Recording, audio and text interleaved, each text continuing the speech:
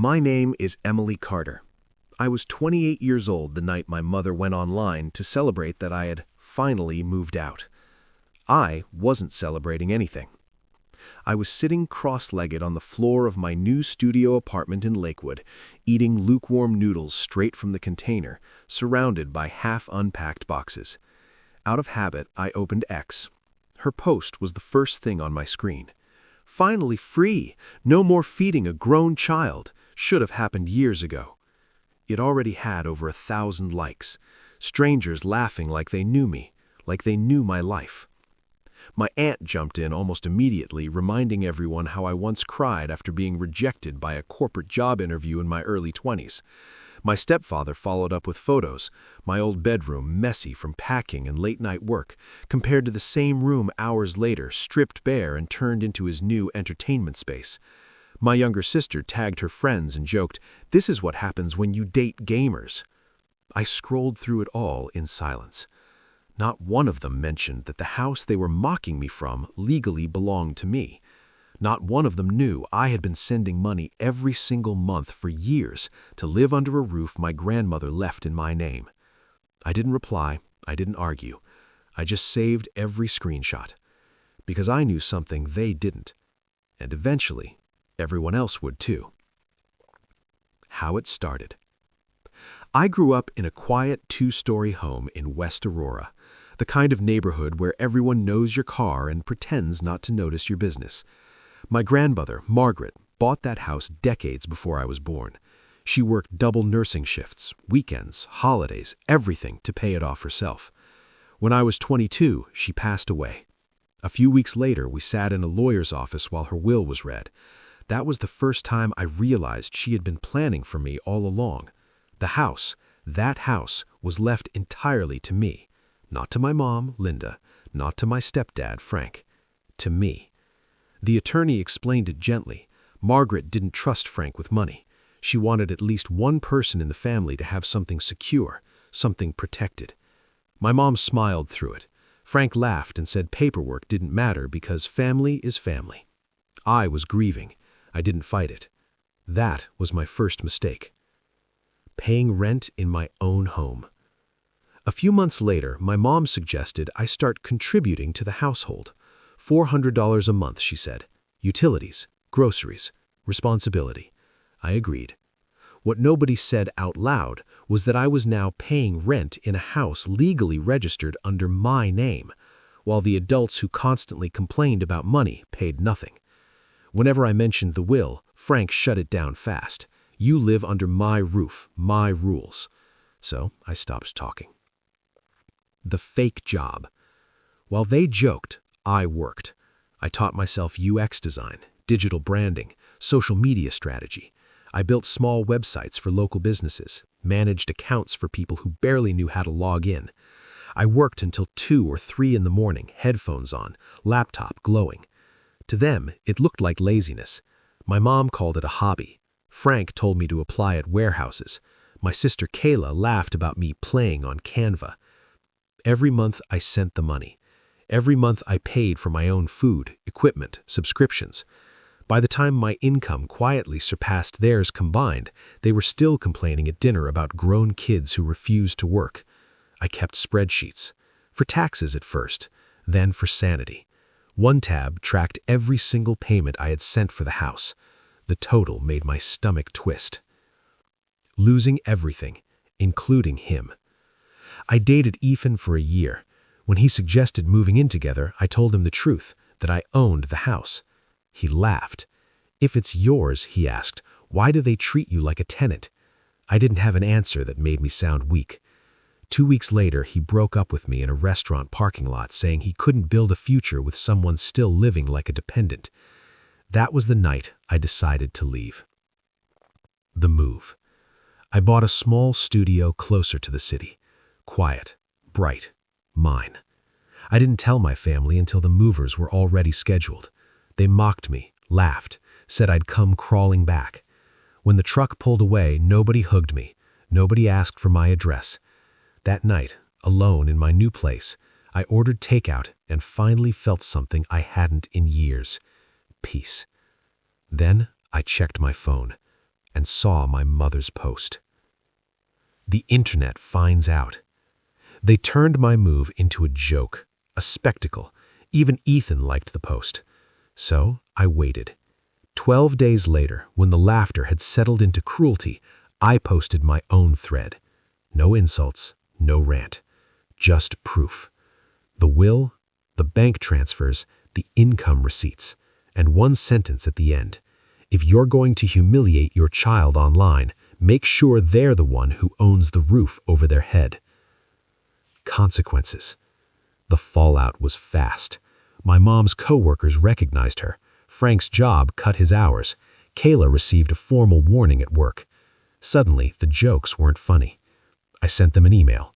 Professional. Brief. Either they signed a lease and paid market rent, or the house went on the market. They had 30 days. They moved out. I sold the house. What I did next. I didn't buy luxury items. I bought stability. A real desk, a small office, a business with my name on the door. Clients stopped questioning if my work was real. And for the first time in my life, I stopped apologizing for existing. The night my mother's post went viral, I didn't respond. I didn't defend myself. I didn't explain. I let them laugh. By the next morning, her post had turned into a local joke. People I hadn't spoken to since high school were sharing it, quoting it whenever they complained about their own kids. My mom even pinned it to her profile, like she was proud of it. That's when I realized this wasn't just a bad joke. It was a performance. Every like was validation. Every laughing emoji told her she was right and I was the problem. So I waited. Not because I was scared, but because timing matters. Watching the lie grow. Over the next few days, the story evolved without me. In their version, I was a 28-year-old failure who finally got kicked out, a freeloading daughter who wasted years pretending to work while my parents heroically supported me. People added their own assumptions. Some kids never grow up. Parents these days are saints. Must be nice to live off others that long. Not a single person asked for my side. That silence used to hurt. This time, it helped. Because while they were talking, I was organizing. The receipts. I opened my laptop and pulled everything together.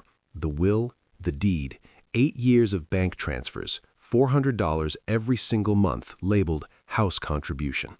I added up the total. It was more than some people's annual salary. Money I paid to live in a house I legally owned. Money they never acknowledged. Money they mocked me while taking. And that's when my anger finally outran my guilt. Day 12. 12 days after her post, my reminder went off while I was making coffee in my quiet studio. Sunlight through the window, city noise below.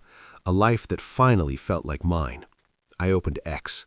Her post was still pinned, still full of strangers laughing at a version of me that never existed. So I started my own thread. I didn't insult anyone. I didn't name call. I didn't exaggerate. I told the truth. The thread. First slide, her original post. Caption intact, likes visible. Second slide, my grandmother's will, names and details blacked out except one line. Sole beneficiary of the property located at address. Third slide, bank records showing years of monthly transfers. Fourth slide, proof of my income, blurred client names, clear numbers. Then one calm explanation tying it all together. That the grown child had been paying to live in her own house, that the fake job paid for my condo, that the man cave was built inside a home the builder never owned. And I ended with one sentence. If you're going to humiliate your child for attention, make sure they own the roof over their head.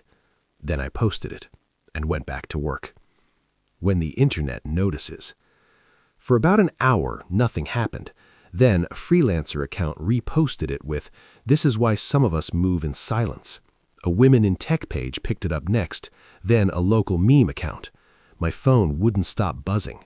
Strangers told my story back to me in their own words. People who had been laughed at for working online. People paying bills while being called lazy. And then it reached home. Panic. My phone lit up with missed calls, texts. Call me now. "You took this too far. Delete this." Voicemails I didn't listen to. My stepfather messaged about handling this privately. My sister said I was embarrassing the family. But the internet didn't care about their damage control. They saw the posts, they saw the receipts, and they started asking questions my family couldn't answer. The narrative flips. People clicked through my mother's profile.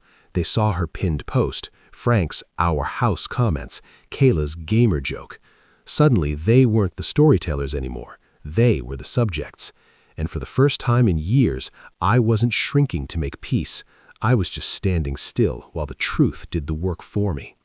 What they didn't know, what they still didn't know, was that the post wasn't the real consequence. It was just the warning, because I wasn't done being quiet, but I was done being invisible. And the next decision I made would change where all of us lived. The real consequences didn't start online. They started in real life. 2 days after my thread blew up, I woke up to 11 missed calls and a single text from my sister.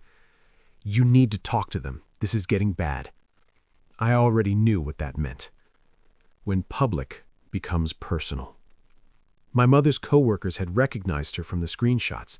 Patients whispered in the waiting room. One woman reportedly looked straight at her and said, "So you're the mom who called her daughter a pig online?" At my stepfather Frank's warehouse, things weren't much better. Someone shared his man cave post with a supervisor. It wasn't against policy, but it made people look twice at the guy who bragged about his house while borrowing money from coworkers. His hours were cut. The bonus he'd been counting on vanished, and suddenly rent-free living wasn't so comfortable anymore. My next move. While they were panicking, I was planning.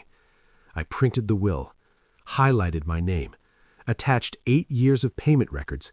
Then I called the county office and confirmed what I already knew. The house was mine, legally, completely. Selling it wouldn't be complicated. So I emailed them, not as a daughter, as the owner. 2 options: sign a formal lease and pay market rent, or move out so the property could be sold. They had 30 days. The meeting. We met at a dull chain restaurant off the highway. Sticky menus, harsh lighting, no home field advantage. My mother cried. Frank got angry. My sister sat quietly, staring at her glass. They talked about sacrifice, about loyalty, about how families don't do this to each other. When it was my turn, I didn't raise my voice. I slid the paperwork across the table. I reminded them that I had paid for years to live in a house I owned, that the humiliation they were feeling now was a fraction of what it felt like to be publicly mocked by your own family. My sister finally spoke. She apologized, not defensively, not joking, just honest. It didn't erase everything, but it mattered. No more invisible landlord. In the end, nothing changed the math. They couldn't afford rent. They couldn't fight the will. 30 days passed. They packed their things and moved into a smaller rental farther out of the city, quieter, cheaper, reality-sized. I signed the listing agreement the next day. The sale. Open houses went and went. Then offers. Then another cramped office, another stack of papers. When the money from the sale hit my account, I just sat there staring at the screen. Not because I felt rich, because I felt free. That house had never really been mine until I let it go. What I built instead. I didn't celebrate with luxury. I bought stability. A solid desk that didn't wobble. A small downtown office with my name on the door. The ability to say no to clients who didn't respect me. I hired a part-time assistant, someone whose parents also thought creative work was just a phase. I made sure she never had to apologize for earning a living from a laptop. For the first time, my life made sense from the outside and the inside. What happened to them? My mother kept her job, but lost the extra hours. Frank bounced between temp work before settling into night shifts. My sister and I talk now, not like before, but honestly. The rest of my family still believes I overreacted. I've stopped trying to convince them otherwise. The real ending. I didn't tell this story for revenge. I told it because humiliation has consequences, because mocking your child for clout has a cost, because work doesn't stop being real just because it happens on a screen, and because sometimes the person you call lazy is quietly holding everything together. My mother's post was meant to shame me. Instead, it forced the truth into the open, and that truth gave me my life back.